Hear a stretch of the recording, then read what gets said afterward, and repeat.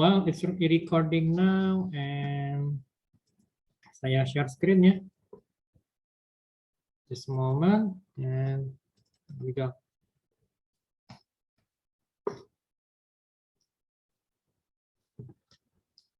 Oke, pertemuan ketiga kita bahas mengenai model deskriptif dari strategic management.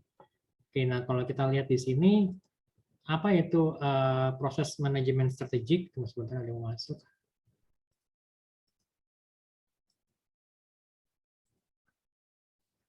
Kita lihat ya satu-satu ya. Apa itu model, bagaimana proses manajemen strategik? Proses strategic management merupakan metode di mana manajer atau para leader itu memahami dan juga menerapkan strategi yang dapat mengarahkan kepada keunggulan kompetitif yang berkelanjutan, jadi sustainable competitive advantages gitu ya. Jadi apa sih menjadi keunggulan kompetitif perusahaan dibandingkan kompetitor lain yang berada di industri yang sama kan gitu ya. Nah, seperti itu. Jadi di level atau tingkat negara pun juga sebenarnya ada yang namanya competitive advantage. Ini akan berbeda dengan comparative advantage. Jadi kalau competitive advantage itu kita bergantung kepada keunggulan. Jadi keunggulan dari SDM ya, keunggulan dari sumber daya yang bisa terbarukan. Jadi ya misalnya mulai dari kreativitas, mulai dari inovasi gitu kan ya, kemudian juga kreasi-kreasi yang dibuat oleh anak-anak bangsa itu merupakan salah satu beberapa contoh dari keunggulan kompetitif gitu ya. Nah, tetapi kalau keunggulan komparatif atau comparative advantage itu merupakan keunggulan yang bergantung kepada sumber daya alam yang tidak bisa diperbaharui ya. Contohnya apa? Misalnya seperti batu bara atau mungkin gas alam, minyak bumi yang which is kan kalau semakin setiap hari kita ambil, kita keruk, kita ambil minyak buminya misalnya sehari berapa ribu barel, kemudian juga misalnya batu bara dalam satu hari misalkan kita ambil berapa juta ton atau berapa juta meter kubiknya, itu kan akhirnya kan nanti akan lama-lama akan ada satu titik di mana ya sumber daya alam ini akan habis gitu loh. Makanya kalau di sini makanya di perusahaan kita menyebutnya competitive advantage, jadi keunggulan kompetitif gitu loh. Nah, kemudian kalau untuk proses perencanaan strategis itu merupakan cara yang sifatnya sistematis atau yang timbul untuk melakukan perencanaan strategis atau strategic planning dalam organisasi melalui dari penilaian awal, kemudian juga analisa yang sifatnya menyeluruh, kemudian juga baru kita melakukan perumusan strategi, implementasi, dan evaluasi gitu ya. Nah, jelas ya, jadi kalau proses perencanaan strategis itu dimulai dari penilaian awal gitu ya, kemudian juga analisa yang sifatnya menyeluruh, perumusan strategi, implementasi, dan juga evaluasi gitu. Oke, sampai sini teman-teman ada yang mau ditanyakan mungkin silakan. Kalau enggak kita lanjut ya. Nah, kita lihat sini proses dari manajemen strategi. Jadi ada yang namanya analisa lingkungan strategi, itu analisa lingkungan strategi mulai dari kita mengacu kepada visi, misi, dan tujuan dari perusahaan itu seperti apa gitu kan ya. Di minggu lalu sudah dijelaskan ya, apa tuh visi, misi gitu kan, kemudian juga tujuan. Nah, itu kemudian kita coba samakan proses ini dengan analisa lingkungan eksternal gitu loh. Nah, kita melihat di lingkungan eksternal ini apa yang menjadi kekuatan kita, apa yang menjadi kelemahan kita gitu kan ya.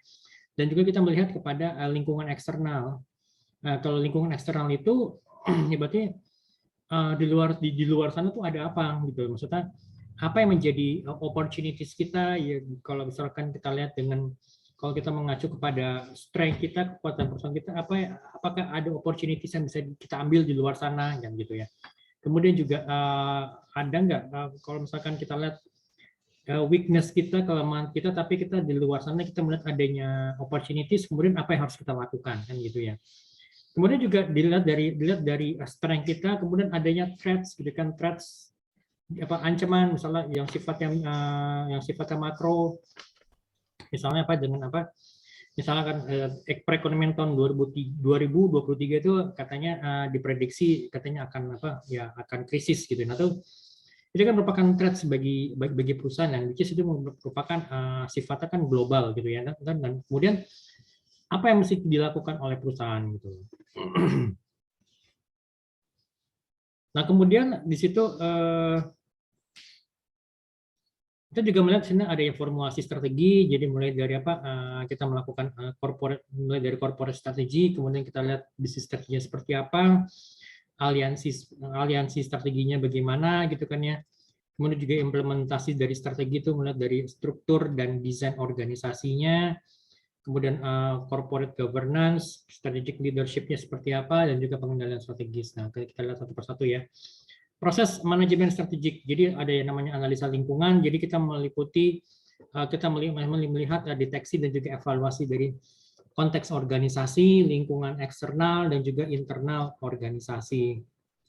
Ya kan, jadi kita melihat kepada lingkungan eksternal seperti apa yang apakah ada strength di luar sana, ada opportunity seperti apa, kemudian threat-nya bagaimana, kemudian juga internal organisasi kita seperti apa kondisinya, apa yang menjadi strength bagi perusahaan dan juga weakness bagi perusahaan gitu kan ya.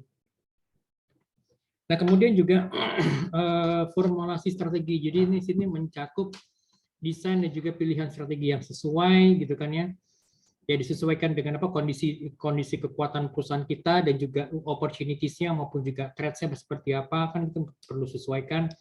Kemudian juga bagaimana pada saat implementasi strategi, yaitu proses bagaimana kita melaksanakan strategi yang sudah ditetapkan, yang sudah diformulasikan, sudah disusun dengan tindakan nyata gitu kan ya.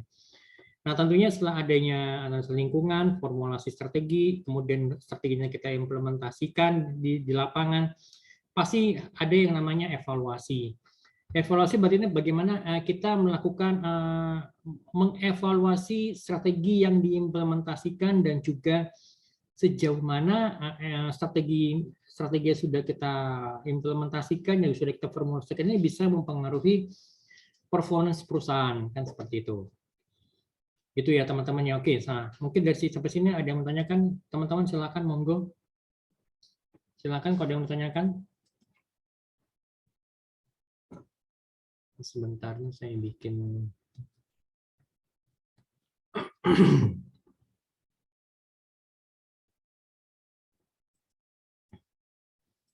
Oke, kemudian kita lihat kepada pengamatan lingkungan atau environmental scanning.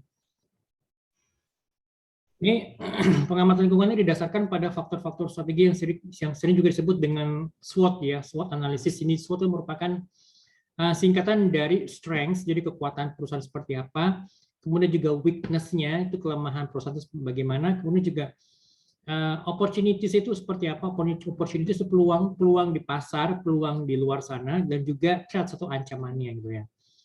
Jadi pengamatan lingkungan ini secara garis besar tuh ada dua analisa yang harus dilakukan. Jadi analisa lingkungan internal dan juga analisa lingkungan eksternal. Oke, kita lihat sini analisa lingkungan internal itu sendiri, yaitu analisa yang di dalamnya itu analisa lingkungan di dalam perusahaan kita sendiri gitu loh. Dengan cara kita melihat apa menjadi kekuatan perusahaan kita atau organisasi kita, kemudian juga apa nih kelemahannya gitu loh.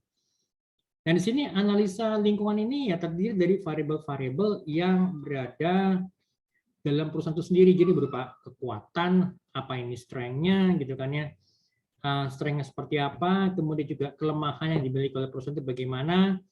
Nah, kemudian ini juga variabel ini membentuk suasana di mana pekerjaan dilakukan. Di sini variabel-variabel itu meliputi misalnya mulai dari struktur dari perusahaan itu sendiri, kemudian juga culture atau budaya, dan juga sumber daya. Sumber daya ini tidak hanya sekedar sumber daya manusia, tapi juga sumber daya finansial, kemudian juga sumber daya aset perusahaan gitu ya, misalnya mesin pabrik gitu kan ya. Kemudian juga misalnya misalnya mungkin tanah gitu kan ya, kemudian juga yang lainnya.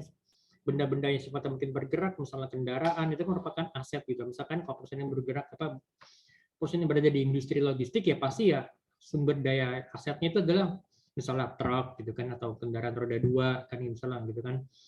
Nah, kemudian ya juga strukturnya, apakah dia strukturnya ini struktur perusahaan yang terlalu besar atau terlalu gendut sehingga jadi untuk bergerak itu susah, untuk bergerak maju itu susah. Jadi kan apalagi misalkan dengan kondisi seperti saat ini ya, dimana kan dibutuhkan perusahaan yang bisa dengan lincah bergerak gitu loh. Kemudian juga budaya juga pasti kan berpengaruh gitu ya. Jadi misalkan apakah budaya itu gampangnya gini, misalkan kita lihat apakah si bos itu selalu membuka pintunya gitu kan selama dia bekerja. Misalnya CEO ini apakah dia selalu membuka pintunya selama dia ada di ruangan gitu kan. Itu bisa dilihat seperti itu. Jadi misalkan kalau ada orang mau ketemu CEO, misalnya even karyawan yang dari level staff, ya dia si staff ini bisa dibilang langsung bisa ketemu dengan si bosnya, kecuali kalau misalnya pada saat si bos ini lagi meeting gitu ya, atau bos ini dia lagi terima telepon atau mungkin lagi ada pembicaraan serius, itu adalah saat-saat di mana memang si bos itu tidak bisa diganggu dan gitu ya.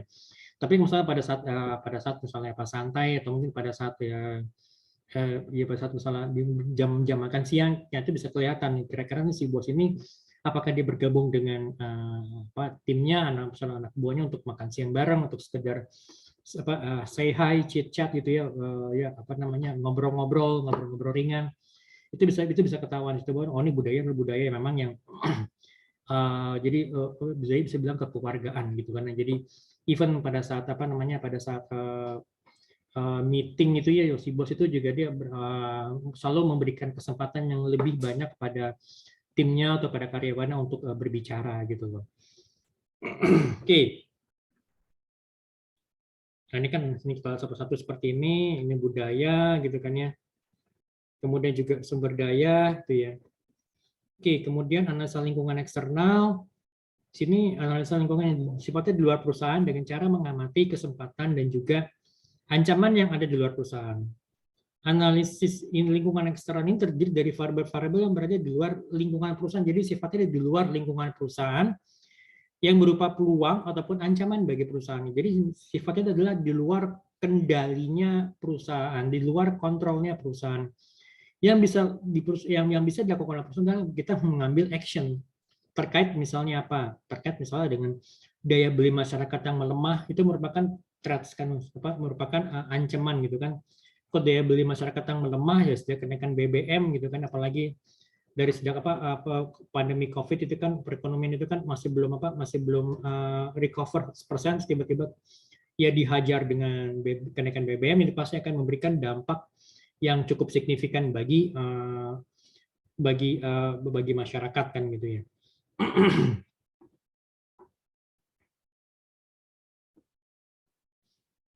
Oke, next.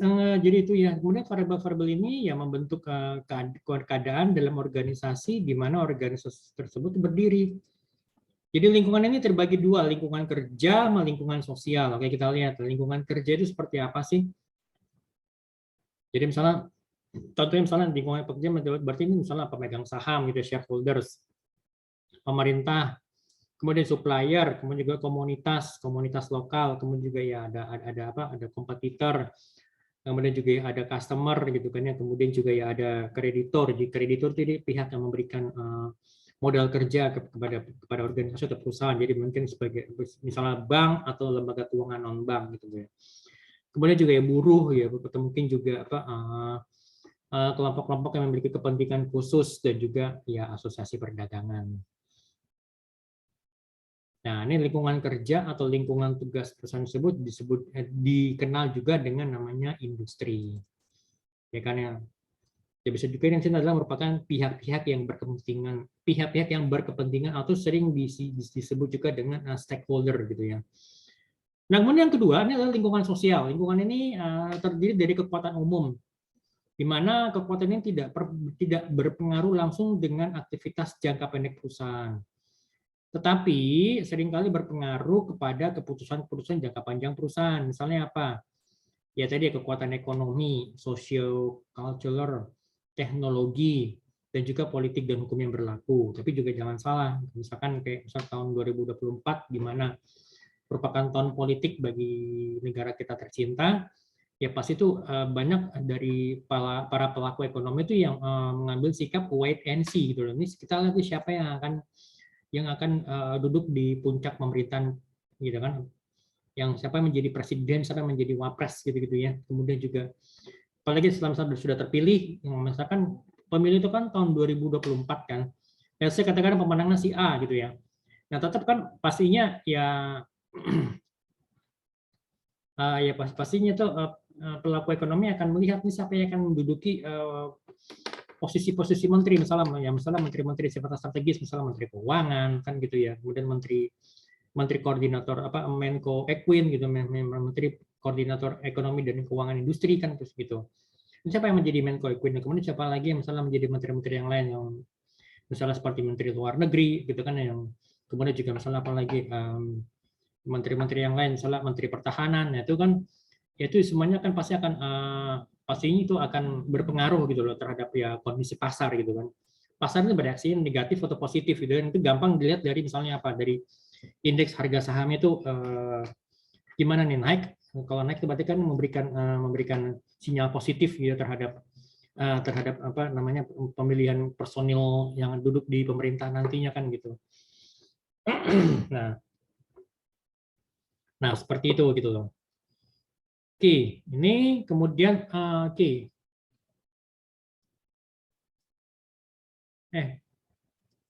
Sorry, ini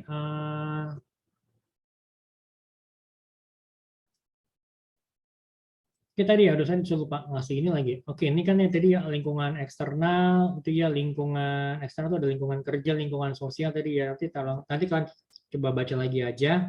Sorry tadi saya lupa itunya. Oke, sampai sini teman-teman ada yang mau ditanyakan, monggo silakan. Kalau yang mau ditanyakan silakan teman-teman.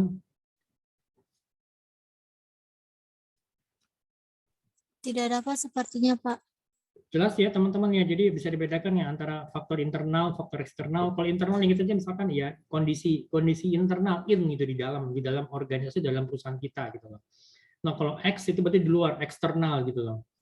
Eksternal itu berarti kondisi di luar ya, baik itu untuk apa dari segi tadi kekuatan apa dari segi politik, ekonomi, kemudian juga kekuatan apa kekuatan politik hukum, kemudian juga perekonomian.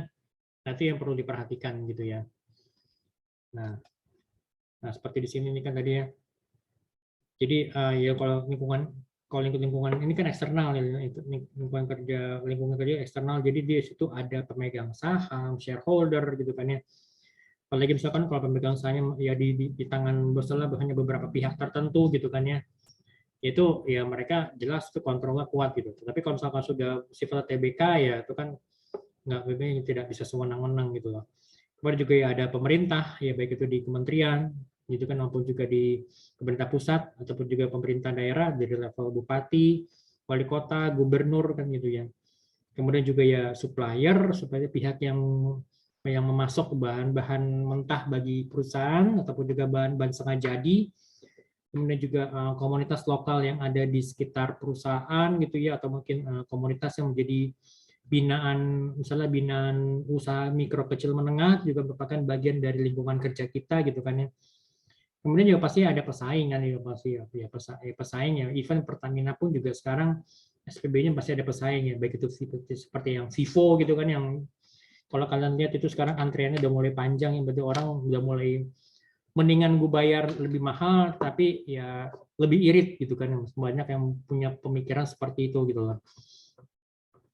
Apalagi ini kan misalnya dengan kayak ya misalnya yang ojek online itu, kemarin saya naik ojek online dan dia ngisi bensin itu menggunakan Shell gitu, karena dia pikir ya ini ternyata lebih irit ini Pak gitu, ngobrol sama saya lebih irit Pak, dan juga tarikannya lebih enteng gitu. Jadi misalkan kalau dia bawa penumpang yang badannya gede kayak saya ya, dia jadi nggak ngos-ngosan, misalnya mesin tuh nggak ngos-ngosan, apalagi misalnya kalau ditanjakan gitu kan, tanjakan ya dia hanya gas sedikit dia langsung bisa bereaksi, jadi akselerasinya masih bagus gitu ya, seperti itu. Nah, kemudian kalau tadi ini lingkungan sosial itu yang ekonomi gitu kan, kemudian juga teknologi gitu kan. Teknologi pasti akan berpengaruh terhadap kondisi sosial masyarakat gitu kan ya. Ya kan, apalagi misalkan saya tanya ke kalian, siapa yang dalam seminggu ini baca koran fisik ya, misalnya koran fisik yang koran kertas gitu ya, baik itu Kompas, Republika ataupun media Indonesia, masih ada nggak kan gitu ya? Ternyata nggak ada, karena semuanya itu sudah termakan oleh atau sudah tergilas zaman, jadi sudah digantikan oleh teknologi yang lebih lebih advance, itu digital teknologi. Jadi kalian tidak bisa baca iklan dari detik.com, kalian bisa baca iklan dari kompas.com yang which is beritanya pasti akan selalu update ya. Misalnya kalian baca detik.com pagi ini dengan kalian baca detik.com sore ini ya, mungkin sekarang ini ya jam 14:21 ya, pasti beritanya akan berbeda kan gitu ya. Oke, next. Sekarang kita bicara mengenai formulasi strategi. Nah, formulasi strategi itu jadi apa? Jadi analisis situasi yang berhasil diikuti oleh penciptaan tujuan jangka panjang. Nah, tujuan jangka panjang ini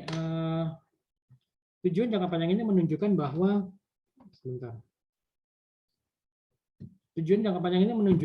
sasaran yang dapat meningkatkan posisi kompetitif perusahaan dalam jangka panjang gitu loh. Jadi tujuan jangka panjang ini bertindak sebagai arah untuk pemilihan strategi tertentu. Jadi dalam sebuah organisasi, strategi ini dipilih pada 3 level yang berbeda. Jadi strategi tingkat bisnis, strategi tingkat perusahaan, dan strategi tingkat internasional atau global. Nah, strategi tingkat bisnis itu merupakan digunakan ketika strategi unit bisnis atau strategic business unit ini atau divisi atau usaha kecil dan menengah ini memiliki strategi hanya untuk satu produk yang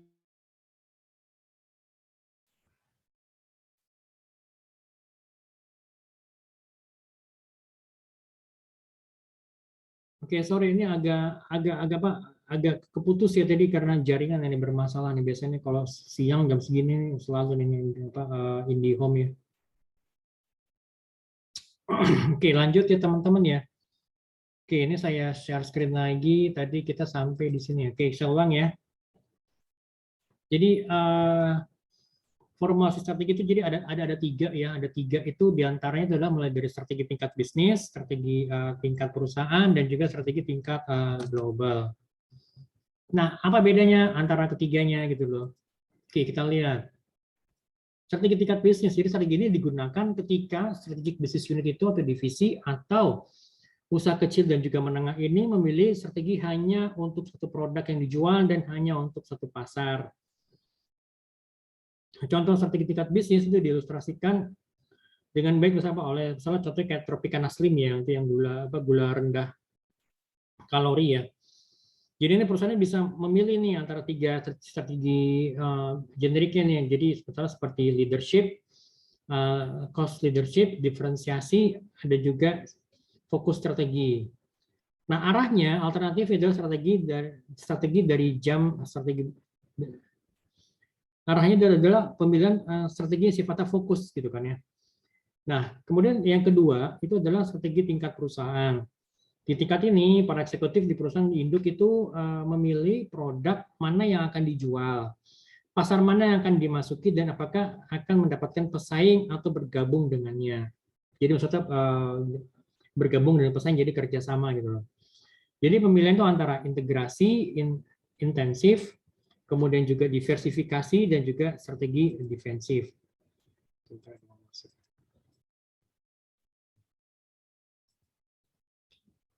Oke, apa artinya? Jadi misalnya kalau intensif, jadi secara integrasi berarti dia melakukan apa namanya integrasi dengan pihak pihak pesaing gitu kan ya, bersama. Kalau intensif secara intensif dia melawan pesaing gitu kan ya.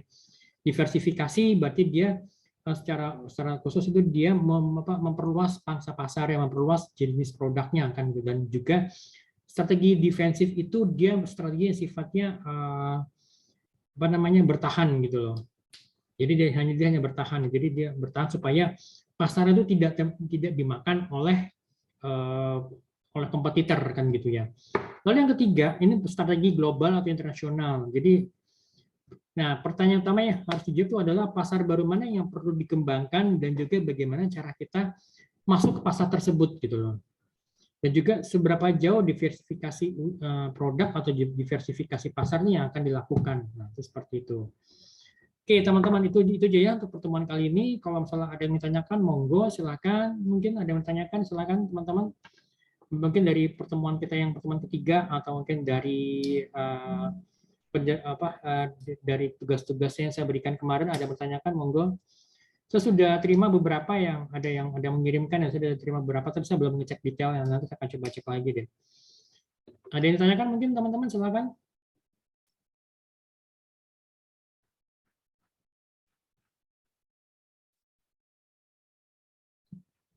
Kalau nggak ada, kalau nggak ada kita akhiri sampai di sini aja teman-teman. Ya, kita ketemu lagi minggu depan. Nanti teman-teman nanti bisa lihat ini Pak, link video apa, bisa review video nanti dari link yang sudah saya berikan ya teman-teman ya. Oke, sampai ketemu lagi minggu depan. Terima kasih semuanya. Tetap jaga kesehatan, tetap semangat, dan assalamualaikum warahmatullahi wabarakatuh.